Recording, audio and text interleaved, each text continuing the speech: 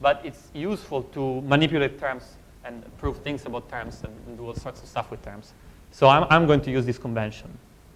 And by the way, when you're parsing a language, you can very easily transform from names to nameless. So it's not it's not a big deal even when you actually want to implement a language. Again, I'm not saying this is the best thing. For example, Agda itself is not implemented like this. It uses names, but in our case, it's a good way of expressing this. So to revise our language without names, we're going to have, I'm calling it V, but this is going to be an index. This is going to be a natural number.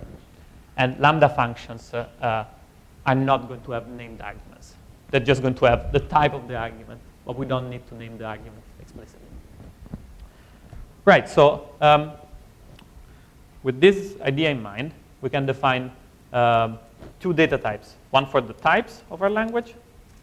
So it's either nat or functions. Function, argument, return type. And we can define the syntax of our language. So it's going to be either a variable, which is an index, so a number as we said, or function application. I'm using this kind of middle dot because I obviously can't use a space. So this is the function, this is the argument. Then we have lambdas. So there's a type of the argument, the body of the function. Number literals, that again, they're natural numbers.